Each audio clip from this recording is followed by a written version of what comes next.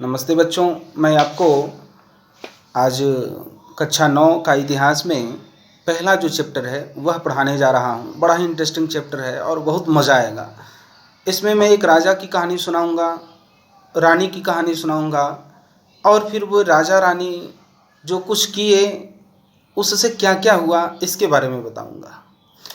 तो मैं आपको ले चलूँ यहाँ नहीं, यहाँ से बहुत दूर, फ्रांस। तो चलें फ्रांस की राजधानी पेरिस में, पेरिस शहर में चलें। और आज नहीं, आज से 200 साल पहले चलें। आज से 200 साल पहले की बात है। एक राजा थे, उनका नाम था लुई 16। उनका क्या नाम था? लुई 16।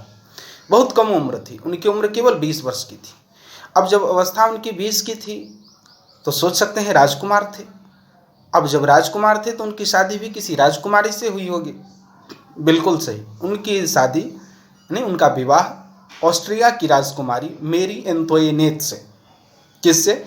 ऑस्ट्रिया की राजकुमारी मेरी एंतोइनेट से हुई।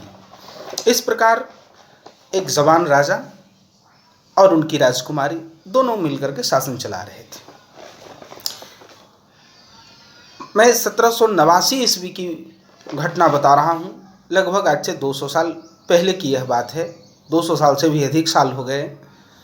उससे और कुछ पहले की मैं घटना बता रहा हूँ। 1774 ईस्वी में दरअसल वे राजा बने थे और इसी इर्द गिर्द में उनका शादी विवाह भी हुआ। अब जब वे शासन कर रहे थे तो उस समय अमेरिका में आज़ादी की लड़ाई चल रही थी। जिस तरह से भारत अंग्रेज़ों का गुलाम था, ठीक इसी प्रकार से अमेरिका भी अंग्रेज़ों का गुलाम था। कुछ पहले तक अमेरिका में अंग्रेज़ों ने वहाँ भी उनको गुलाम बना करके रखा था, उनको भी उपनिवेश बना करके रखा था। और फ्रांस के भी लोग वहाँ अपना सिक्का जमाना चाहते थे। इस कारण अंग्रेज़ों में और फ्रांसीसियों में वहाँ लड़ाई हो गई।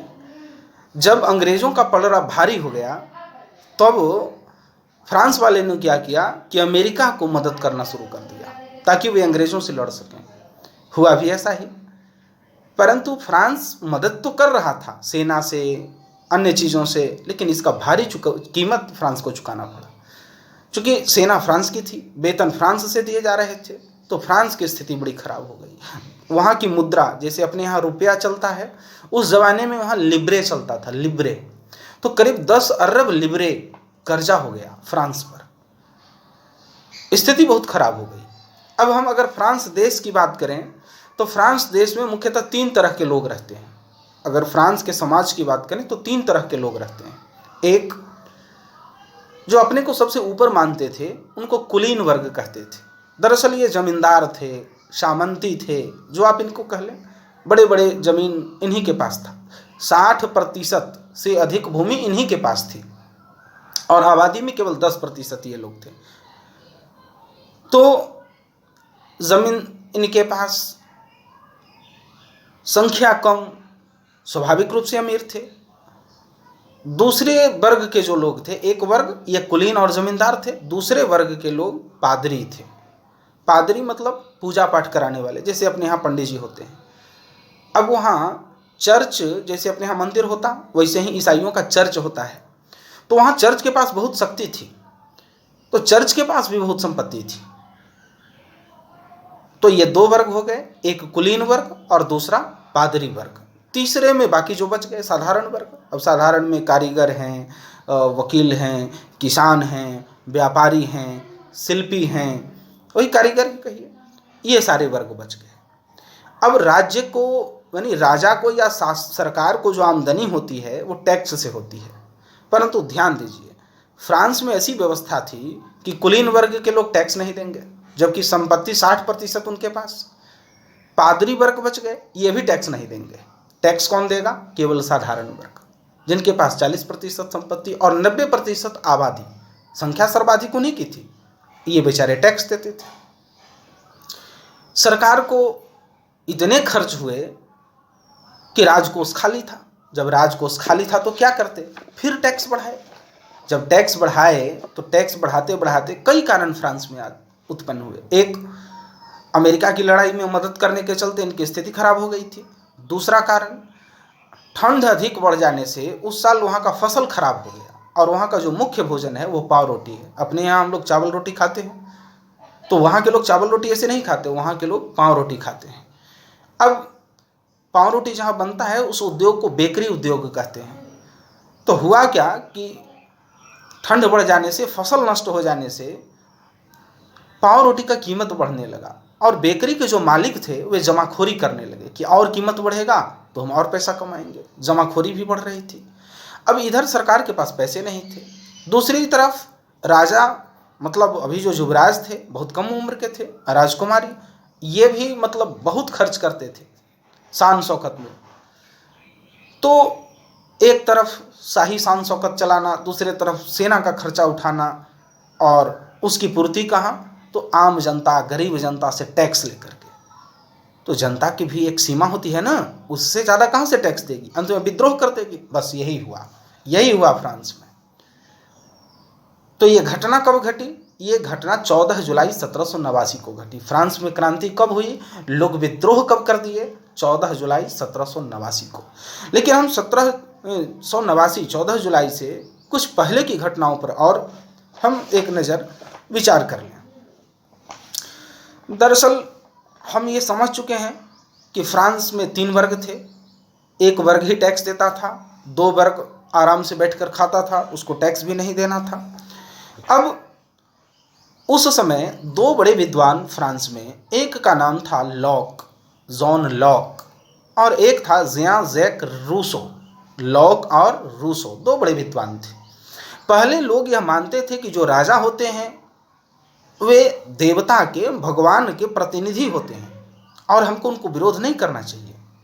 परंतु लॉक और रूसो ने कहा कि नहीं, अगर राजा गलत करता है तो हमको उसको विरोध करना चाहिए, उसके विरोध में हमको लड़ना चाहिए, हमको अधिकार मांगना चाहिए। और लॉक और रूसो ने एक सिद्धांत दिया, उसको हम सोशल कॉन्ट्रैक्ट थ्योरी कहते हैं, सामाजिक समझौता या सामाजिक अनुबंध का सिद्धांत। लॉक और रूसो ने समझाया कि देखिए, राजा क्या है, टैक्स तो हम देते हैं, तो हम पर ही राजा चलता है। तो प्रजा और प्रजा की प्रतिनिधि हैं, उनके बीच में एक समझौता है, राजा और प्रजा के बीच में एक समझौता है। अगर वो समझौता से राजा मुकर जाता है तो वो राजा रहने के लायक नहीं है। इसका भी असर, यानी लॉक और रूसो का भी असर हुआ लोगों पर। एक और विद्वान थे, उनका नाम था मोंटेस्क्यू। अभी तक सारी शक्ति राजा के पास थी, कानून भी वही बनाते थे, लागू भी वही करते थे, सही और गलत का फैसला भी वही करते थे। यानी हम कह सकते हैं कि विधायिका, कार्यपालिका और न्यायपालिका, तीनों की शक्ति उनके पास थी। मोंटेस्क्यू नाम के विद्वान ने कहा कि नहीं, ऐसा नहीं होना चाहिए। सरकार के 3 अंग होने चाहिए, शासन के 3 अंग होने चाहिए, और इन तीनों के पास शक्तियों का विभाजन होना चाहिए। कानून कोई बनाएगा, लागू कोई और करेगा, और उसको जांचने का काम कोई और करेगा। इसका भी असर लोगों पर हुआ। तो इस प्रकार आर्थिक स्थिति, सामाजिक स्थिति, राजनीतिक स्थिति एवं वैचारिक दार्शनिक स्थिति भी इस तरह की उत्पन्न हुई, जिस कारण लोग विद्रोह किए। एक और कारण, फ्रांस में उस समय तक, यानी फ्रांस के लोग दुनिया में फैल चुके थे, समुद्र पार जा करके व्यापार कर रहे थे। भारत में भी वे व्यापार करने आए थे। भारत में भी अंग्रेजों और फ्रांसीसियों की लड़ाई हुई, और अंतिम लड़ाई 1760 ईस्वी में बॉन्डीवास में हुई, और वह लड़ाई हार गए थे फ्रांसीसी। इसके बाद उनका उपनिवेश यहाँ लगभग समाप्त हो चुका था। खैर, मैं फ्रांस की कहानी समझा रहा हूँ। तो फ्रांस के लोग, फ्रांस के व्यापारी बाहर में कमा रहे थे और पैसा ला रहे थे। तो एक साधारण लोग व्यापार से भी पैसा कमा करके अच्छा धन जमा कर लिए और अच्छी स्थिति बना लिए। कुछ लोग पढ़ लिख गए, वकील बन गए, डॉक्टर बन गए। इस तरह से कुछ पढ़े लिखे लोगों का, आम लोगों में से कुछ पढ़े लिखे का एक जमात बन गया। इसको हम नया मध्य वर्ग कहते हैं, जो बिल्कुल आधुनिक विचारों पर आधारित था। इस प्रकार कई कारण, एक तरफ राजा का शोषण, दूसरा टैक्स को बढ़ा दिया जाना, तीसरा लॉक, रूसो, मोंटेस्क्यू के विचार, चौथा व्यापार, नए वर्ग का उदय, ये सारी ऐसी घटनाएं थी। महंगाई का बढ़ जाना, ऐसी कई घटनाएं, कई कारण ऐसे रहे जिन कारणों के कारण फ्रांस के लोगों ने विद्रोह करना शुरू कर दिया। अब ये विद्रोह कैसे शुरू हुआ, अब इसकी मैं आपको कहानी सुना रहा हूँ। इस विद्रोह की कहानी को मैं आपको ले चलूँ तो हुआ यह कि फ्रांस में जब शासन चल रहा था तो पुराने जमाने से ही राजतंत्र था। यानी राजतंत्र का मतलब राजा का बेटा ही राजा होता था, परंतु राजा को मदद करने के लिए, राजा को मशविरा सलाह देने के लिए एक संस्था थी जिसका नाम था नेशनल असेंबली। उसमें शायद 745 लोग थे। 1614 ईस्वी तक, प्राचीन काल से 1614 ईस्वी तक नेशनल असेंबली भी काम कर रही थी, लेकिन 1614 ईस्वी के बाद से नेशनल असेंबली की कभी बैठक नहीं हुई थी। अब राजा खुद ही सब कुछ करते थे। जनता ने डिमांड किया कि नहीं, नेशनल असेंबली भी होनी चाहिए। तब राजा ने क्या किया, अंत में मजबूर होकर के नेशनल असेंबली बुलवाई। नेशनल असेंबली में पादरी के भी 300 प्रतिनिधि थे, कुलीन वर्ग से भी 300 प्रतिनिधि थे और आम लोगों से भी 300 प्रतिनिधि वहाँ 600 प्रतिनिधि वहाँ पहुँचे। टोटल 1200 प्रतिनिधि पहुँचे। 300 कुलीन वर्ग से, 300 पादरी वर्ग से और 600 आम प्रतिनिधि से, आम लोगों के प्रतिनिधि वहाँ पहुँचे। आम जनता का प्रवेश नहीं दिया गया। इस प्रकार हुआ यह कि आम जनता के जो प्रतिनिधि थे उनका जो डिमांड था, वे कह रहे थे कि हाँ, वोट लोग अपना अपना जो मत देंगे उसका बराबर वैल्यू होना चाहिए, परंतु राजा यह मानने को तैयार नहीं था। राजा कहता था कि केवल पादरी वर्ग और कुलीन वर्ग को ही अधिकार मिलेगा। अंत में आम लोगों के जो प्रतिनिधि थे, जिसको हम थर्ड स्टेट कहते हैं, थर्ड स्टेट के लोगों ने इसको अस्वीकार कर दिया और अस्वीकार करके फिर इन लोगों ने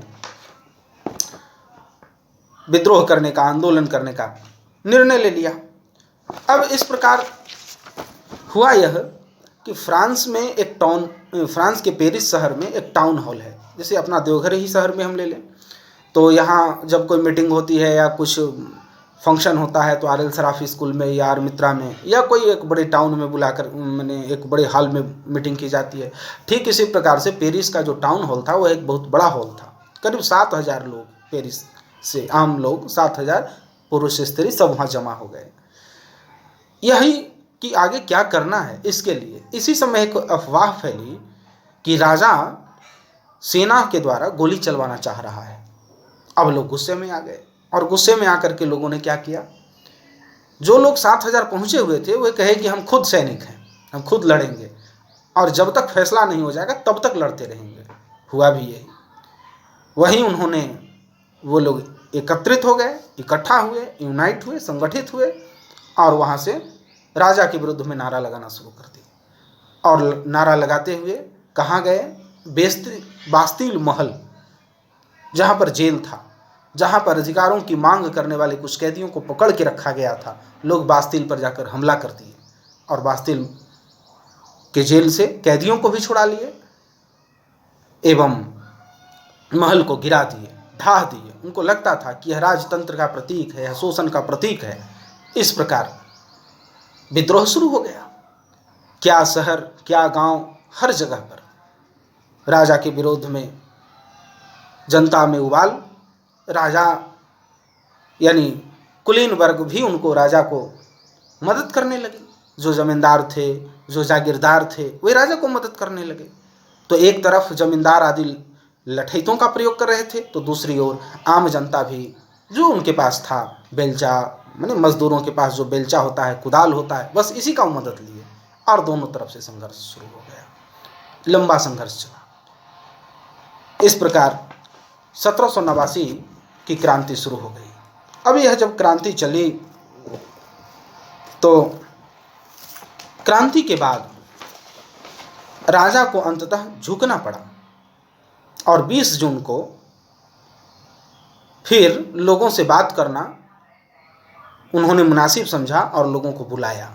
फिर लोग बैठे और तब यह तय हुआ कि एक संविधान बनेगा जिसमें राजा के अधिकार सीमित हो जाएंगे और अब शासक के पास सारी शक्तियां नहीं रहेगी। अब शक्तियों का विभाजन हो जाएगा। कानून बनाने की अलग संस्था, लागू करने वाली अलग संस्था और न्याय करने वाली अलग संस्था होगी। इस प्रकार एक नए नेशनल असेंबली का गठन हुआ जिसमें 745 लोग थे। इस प्रकार अब जो है एक तरफ राजा भी रहा, लेकिन अब राजा के ऊपर में संविधान हो गया, इसलिए इस तंत्र को हम संवैधानिक राजतंत्र कहते हैं। पहले जो था वह निरंकुश राजतंत्र था, अब जो हो गया क्रांति के बाद जो नया तंत्र बना उसको हम संवैधानिक राजतंत्र कहेंगे, क्योंकि राजा भी रहा, राजतंत्र था, लेकिन अब उस राजा के ऊपर भी कौन हो गया, संविधान हो गया, इसलिए अब संवैधानिक राजतंत्र हो गए। परंतु यह भी बहुत आगे तक नहीं चल सका। अब फ्रांस की जनता संवैधानिक राजतंत्र से गणतंत्र की ओर बढ़ेंगे, अर्थात अब राजा नहीं होगा, राजा के जगह पर निर्वाचित लोग होंगे, जैसे अपने भारत में राष्ट्रपति का निर्वाचन होता है। खैर, तो मैं अब जो कहानी आगे बताने जा रहा हूँ वह यह कहानी बताने जा रहा हूँ कि संवैधानिक राजतंत्र भी विफल हुआ और अंततः राजा को फांसी दे दी गई और वहाँ एक नई व्यवस्था का उदय हुआ। अब यह उदय कैसे हुआ, यह सारी घटना मैं नेक्स्ट वीडियो में बताऊंगा। आप हमारे वीडियो का इंतज़ार करें, लेकिन एक निवेदन है आपसे, हमारे चैनल को ज़रूर सब्सक्राइब करें और अधिक से अधिक लाइक भी करें, और हाँ, शेयर करना नहीं भूलेंगे, अधिक से अधिक लोगों तक पहुंचाएंगे ताकि क्लास 9 के सभी छात्र इसको पढ़ें, सुनें, समझें और आसानी से अपने इतिहास की इस घटित घटना को आत्मसात कर लें। जय हिंद, धन्यवाद।